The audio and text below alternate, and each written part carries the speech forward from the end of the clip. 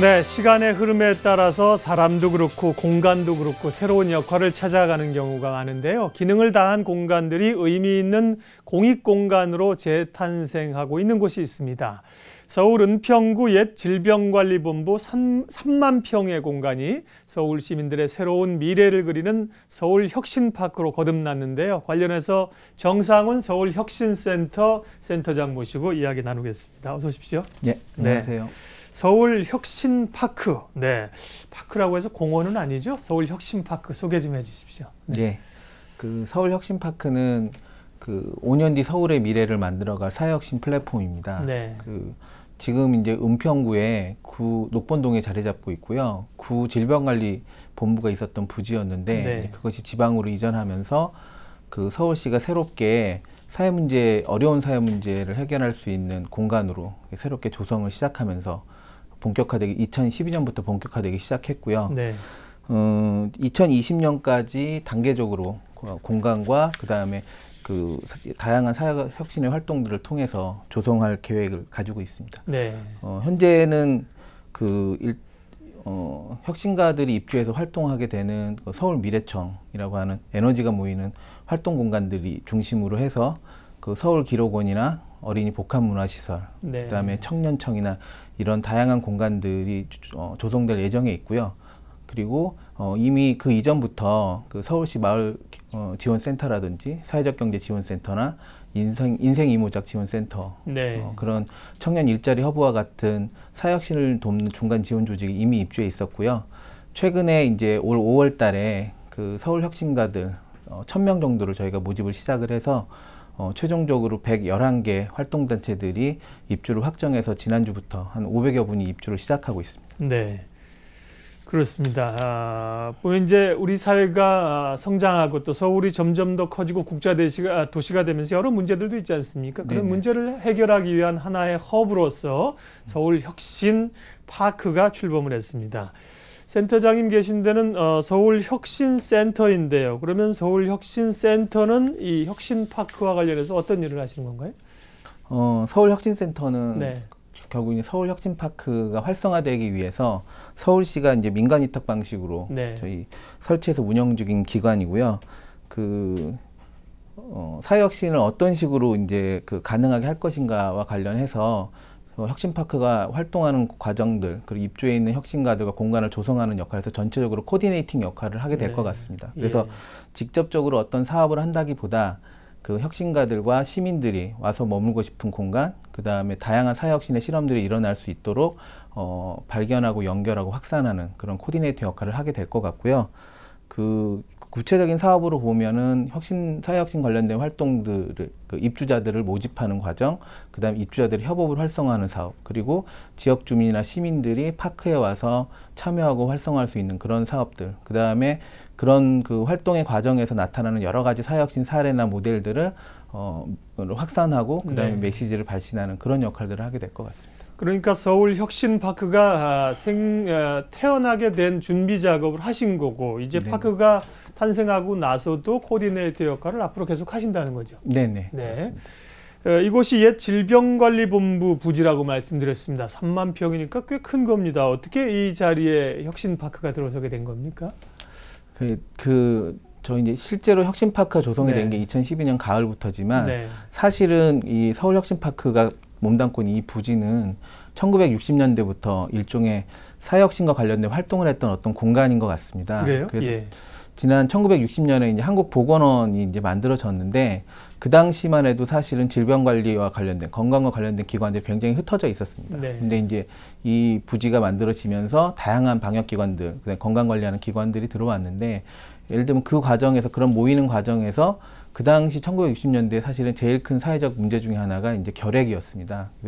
그래서 전체 결핵 환자가 130명에 이르고 사망자가 8만 명에 이르는 국민병이라 불렸던 병이었는데 이 결핵을 막아냈던 공간이 이 혁신파크의 부지에 있었던 방역연구소였습니다. 그래서 지금 이제 새로운 미래를 만드는 어떤 공간으로서 혁신파크가 자리 잡고 있지만 사실은 1960년대부터 국민의 건강과 보건을 지켰던 그런 혁신적인 그 역사를 가지고 있는 그런 어떤 혁신의 역사를 가지고 있는 공간인 것 같고요. 예. 그리고 과거에는 국민의 건강을 고쳤던 어떤 공간이라면 지금은 이제 사회를 치유하는 그런 공간으로서 거듭나게 될 것을 기대하고 있습니다. 네.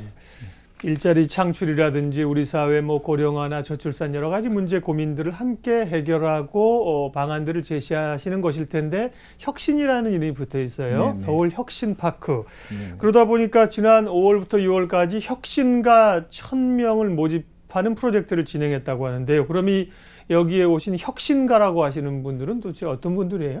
네. 그 혁신가들의 어떤 분들에 관련된 소개하기 이전에 네. 짧게 좀 말씀을 드리면 네. 그 사회혁신 플랫폼을 혁신파크가 지향을 하고 있는데 그 출발의 그 문제의식은 뭐냐면 기존에 이제 사회 문제를 해결하는 방식이라고 했다면 과거에는 어떤 뛰어난 개인이나 아니면 단체나 아니면 국가나 뭐 시장이나 이런 그 특정 섹터나 영역들이 문제를 해결해 왔던 시대가 네. 있었는데 지금은 사회 문제가 너무 복잡해졌고 파급효과 크고 뭐 메르스만 봐도 이제 더 이상 특정 조직이나 국가가 기관이 대응할 수 없는 것이 확인이 됐다고 생각이 드는데 결국은 지금은 사회 변화를 만들어내는 큰 흐름이 일단 플랫폼이라고 생각이 듭니다. 예. 그래서 그 혁신파크에서 1000명의 그 혁신가들을 모집을 하는 과정에서도 어떤 문화예술이나 과학기술이나 아니면 연구소나 이런 어떤 특정 섹터나 네. 어떤 분야를 포괄한 그 어떤 분야만을 대상으로 하지 않고 사회 문제를 해결하려고 하는 열정과 에너지를 가진 다양한 영역에 있는 사람들을 다 모으려고 했었고요. 그래서 그런 과정에서 111개 팀이 거의 한 3대1의 경쟁률을 뚫고 이번에 선정이 된 것 같습니다. 네. 그 팀으로 이분들은 그러면 여기 제안을 하시고 프로젝트에 참여를 하시는 거예요? 그래서 개인이 아니고? 개인도 있고 팀이 있는데요. 네. 뭐 111개 팀을 간단하게 요약해서 좀 네. 말씀을 드리면 예. 대략 전체적으로 111개 팀 중에 뭐 사회적 경제나 사회적 기업, 그다음에 네. 시민사회 단체에서 활동하고 있는 분들이 대략 한 40% 정도, 그다음에 그 개인이나 아니면 어떤 임의단체, 그러니까 아주 소박한 프로젝트로 활동하는 팀들이 한 네. 20% 정도, 그 다음에 영리 활동을 하면서 산업혁신을 꿈꾸는 조직들, 그리고 문화예술 관련된 조직들이 또 나머지를 차지하고 있습니다. 그러면 이번에 모집하신 분들은 이 서울 혁신파크에 소위 이제 들어가서 활동들을 할 수 있게 되는 건가요? 네네, 예. 그렇습니다. 그러면은 이분들을 포함해서 지금 혁신파크에 함께 입주해서 활동을 하시는 주요 단체들을 좀 소개를 해 주십시오. 네. 아까 말씀드렸던 네. 것처럼 굉장히 다채롭게 팀들이 들어왔는데, 네. 뭐 예를 들면 그 롤링다이스라고 규모는 크지 않지만 그 출판 산업 지금 굉장히 이제 그 어려운 위기에 처해 있는 네. 산업인데 이 산업의 프로세스를 좀 혁신하고 그 다음에 다양한 허브나 북파크나 이런 사회혁신과 관련된 새로운 실험 과정들을 통해서 출판 산업을 혁신하겠다는 꿈을 가진 그런 출판협동조합도 있고요. 또 한편으로는 그 숲에서 밧줄을 이용해서 숲밧줄 놀이를 하거나 아니면 트리클라이밍 기술이라고 하는 것들을 통해서 나무와 산림을 새로운 방식으로 관리하는 시소라는 단체도 있습니다. 그리고 또 한편으로는 요즘 이제 뭐 화두가 되고 있는 그 3D 프린터나 이런 것들을 활용해서 이제 활동을 하는 메이커 그룹들도 있고요. 예. 그리고 아울러서 그 홍대 인디밴드 활동을 하고 계시는 임지윤 씨라고 하는 고구마 음악 연구소를 하고 다양하군요. 계신 분도 계십니다. 예. 예. 제가 이제 사회적 기업이나 협동조합 하시는 분들 만나보면 공간 문제 때문에 고민들을 많이 하시더라고요. 네네. 공간이 많이 필요한 건 아니지만 그래도 있어야 될 공간이 있는데 일반 사무실은 임대료도 비싸고 여기 입주하는 분들은 그런 점에서 굉장히 좋겠습니다. 입주하는 단체, 소위 혁신가들 이런 분들은 어떤 혜택들을 받게 되고요. 활동들은 그러면 자기 활동들 원하는 활동들을 거기서 쭉 하시는 건가요?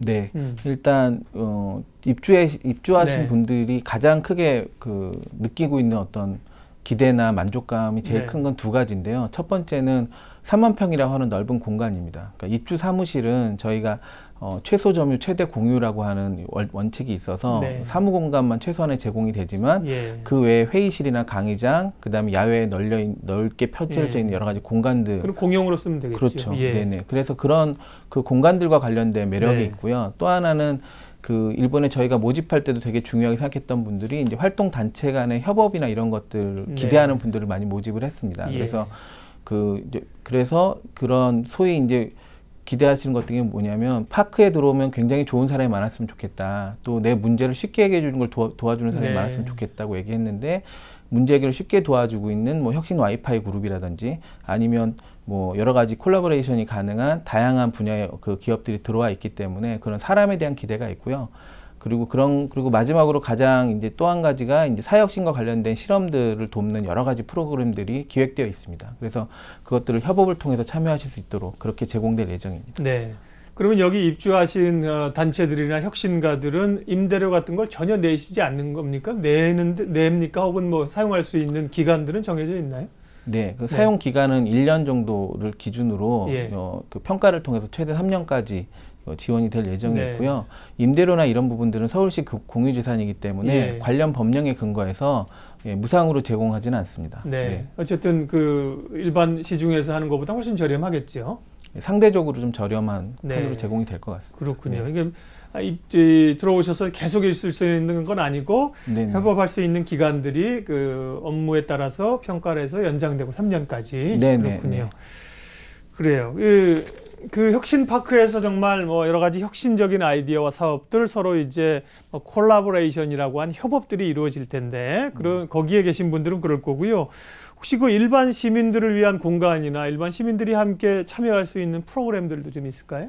예, 그 기본적으로 아까 말씀드렸던 네. 플랫폼이라고 하는 건 결국은 그것이 성공하기 위해서 가장 중요한 것은 시민들이나 혁신가들이 와서 머물고 싶은 공간이라는 생각이 듭니다. 네. 그래서 크게 보면 아까 그 다양한 실험들이 그 이루어질 중소공간이나 아니면 그 실제로 입주해서 어떤 오피스 활동이 이루어지는 미르층도 있지만 그 야외 공간이 굉장히 넓게 조성이 되어 있어서 네. 거기 그 공간을 통해서 시민들과 혁신가들이 만나고 또 시민들이 와서 특히 아이와 엄마, 아이와 아빠 그리고 가족들이 와서 쉴 수 있는 여러 가지 일종의 놀이터 같은 개념들이 그 하반기에 그 조성이 될 예정입니다. 그런 인프라들이. 그래서 뭐 예를 들면 모바일 레지던스 관련된 부분이나 그다음에 놀이터나 그다음에 또 뭐 체육시설이나 그다음에 여러 가지 휴식 공간들과 관련된 부분들이 제공이 될 거고요. 그리고 또 한편으로는 사실은 혁신가들이 굉장히 다양한 활동들을 하고 있기 때문에 어떤 면에서 좋은 직업 체험의 기회도 될 것 같습니다. 그래서 뭐 청계의 학교나 이런 그 사회혁신과 관련된 활동들을 체험하고 경험하는 시민들이 네. 그런 프로그램도 제공이 될 예정입니다. 거기 가면 뭐 모이신 분들이 다들 그냥 혁신과 변화, 열정 때문에 아주 열기가 아주 대단히 뜨겁고 자유롭고 그렇겠습니다. 지금 네, 보면요. 그렇습니다. 예. 네. 이 지하철 3호선으로는 몇 번역이라고 하셨나요? 불광역. 불광역. 예, 네네. 거기가 지하철에서 굉장히 가깝고요. 네네. 뒤에 그렇습니다. 그 등산하시는 분도 산도 있고 굉장히 입지가 좋습니다. 앞으로 그곳에서 일반 시민들이 참여하시는 프로그램들도 점점 더 많아질 것 같네요. 기대를 하겠고요. 지난 6월 26일 날은 박원순 시장을 포함해서 서울 시민들 혁신가들이 함께 모여서 서울 혁신파크 출범 이벤트가 진행됐군요. 그날은 어떤 걸 하셨습니까? 그래서 지난 2월 26일 날 저희가 네. 개소를 시작을 했는데 네. 사실 그 이전부터 활동에 계신 분들도 물론 있었지만 이제 서울혁신센터가 개소되고 그 다음에 그 1000명의 혁신가가 입주되는 것들을 기념하기 위해서 이제 개소식이 준비가 됐고요. 네. 그래서 그 과정에서 이제 은평 주민분들도 참여하셔서 한 500여 분 정도 오셔서 개소식을 보셨는데 시민하고 예술가들이 함께하는 벽화 작업이라든지 아니면 그 질병관리본부 시절에 그 사실 동물들이 많이 이제 희생을 했는데 예. 그런 부분들을 추모하는 작은 위령제라든지 아니면 시민들의 미래 소망을 담은 혁신 메시지를 함께하는 작업이라든지 뭐 그런 다채로운 행사들 또 그 거대 인형들 통해서 복대지라고 하는 거대 인형들을 통해서 여러 가지 그 파크의 개소를 축하하는 그런 행사들을 진행을 해왔습니다. 그러면 질병관리본부가 있었던 자리에 건물들은 주로 이제 기존의 건물들은 좀 리모델링해서 사용하는 그런 편입니까? 아니면 또 새로 신축한 것도 있고 그렇습니까? 혁신파크는 네. 기본적으로 오래된 미래와 아마 새로운 미래가 함께 만나는 예. 공간이 될 것 같습니다. 그래서 일부 공간들의 경우에는 이제 재생의 가치를 담아서 네. 기존의 내용들을 활용하는 보존을 하는 과정들이 있을 것 같고요. 또 일부 건물들은 완전히 완전히 새로운 네. 방식으로 리모델링을 해서 새로운 미래를 만들어가는 그래서 재생의 가치를 기반으로 오래된 미래와 새로운 미래가 만드는 공간이 될 것 같습니다. 옛 질병관리본부 부지에 서울의 혁신을 꿈꾸는 서울 혁신파크가 이제 섰습니다. 앞으로 여러 가지 움직임이 나타날 텐데요. 오는 9월에는 이제 청년청이 문을 열게 된다고 들었습니다. 청년청은 어떤 공간인가요? 사실 청년 문제는 지금 우리 사회에서는 어떤 한 세대의 문제라기보다는 우리 사회의 문제를 가장 상징적으로 보여주는 문제라고 생각이 들고요. 네. 그래서 청년, 뭐 주거, 일자리, 그다음에 복지, 생활안전, 교육 등 어떤 사회 문제 하나도 청년 문제와 떨어지지 않는 것 같습니다. 근데 이런 청년 문제들을 청년들이 스스로 이것들을 교류와 협력을 통해서 해결 방안을 찾는 그런 활동들을 지원하는 공간으로서 서울 청년청을 9월 말에 혁신파크에서 이제 개장을 할 예정이 있고요. 지금 혁신파크의 22동을 보수해서 거기에 대략 한 100개 정도 되는 단체들을 모집을 해서 네. 청년들이 활동들을 지원할 예정입니다. 대략 한 7월 말 정도까지 모집이 진행되고 8월에 최종 선정돼서 발표될 예정이 있습니다. 네. 그럼 이제 주로 청년 뭐 창업을 꿈꾸는 분들이 오게 됩니까? 여기 입주하고 싶은 분들은 뭐 어떤 자격들이 있습니까? 신청 방법 좀 알려주세요. 뭐 자세한 내용은 네. 그 뭐 홈페이지나 청년 일자리 허브 홈페이지나 이런 부분들이 공개가 되어 있을 건데요. 네. 그 특정 단체나 커뮤니티 혹은 개인이나 뭐 상관없이 서울에서 활동하고 있는 분들이면 청년 문제 관심 있는 분들이면 누구나 참여하실 수 있을 것 같고요. 그 다양한 실험적 프로젝트를 꿈꾸는 뭐 창업부를 포함해서 다양한 실험적 프로젝트를 꿈꾸는 사람들이 공간이라는 것들을 활용해서 이 일을 할 수 있도록 지원할 예정에 있고 뭐 코워킹 스페이스나 카페나 뭐 청년 작업장이나 이런 것들이 함께할 예정에 있습니다. 예. 9월에 여기는 9월 말에 문을 연다고요? 네네. 네, 그렇습니다.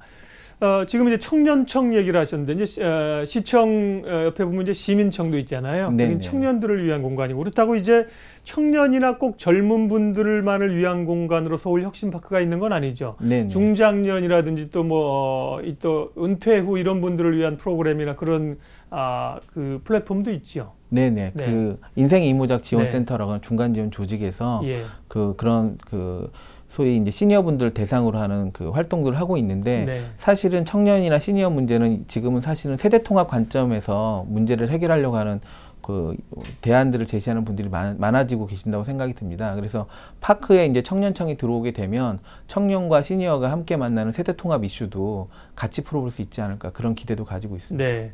오늘 서울 혁신파크에 대해서 얘기했는데요.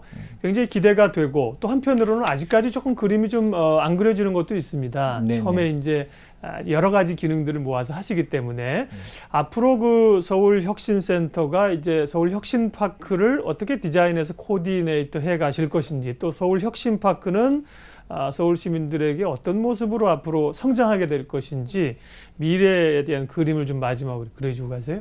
네.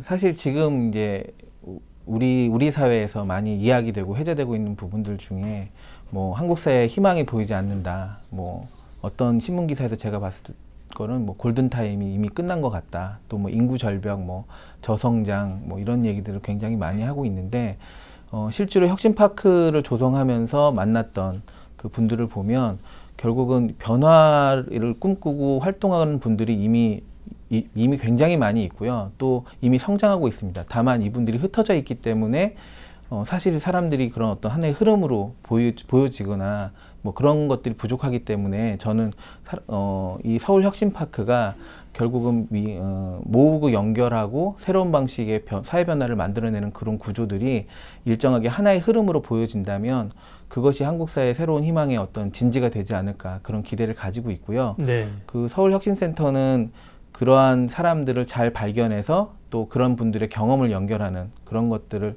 통해서 5년 뒤에 서울의 미래를 만들어갈 수 있지 않을까 생각이 듭니다. 근데 사실 네. 공간이라고 하는 게 새롭다고 하는 것은 결국 눈으로 보여져야만 그것이 믿어지는 것이기 때문에 눈으로 보여지는 어떤 실험의 과정들이 아마 올해하고 내년에 있지 않을까 예. 싶고요. 그런 과정들을 아마 이제 와서 실제로 보시고 체험하시고 나면 그런 희망과 기대들을 더 갖게 되시지 않을까 그렇게 기대를 하고 있습니다. 네, 지금도 이렇게 많이 노력하고 계시겠지만 말씀하신 것처럼 꼭 혁신가들이나 그 관련된 분들뿐만 아니라 서울에 있는 청년부터 노인까지 꿈을 꾸는 많은 분들이 가볼 수 있는 거기 가서 에너지를 또 얻고 힐링할 수 있는 공간이 될 수 있도록 만들어주세요. 네. 네. 오늘 시시각각 토크 서울 혁신파크에 대해서 알아봤습니다. 정상훈 서울 혁신센터 센터장님 모시고 말씀 나눴죠. 고맙습니다. 네, 맞습니다.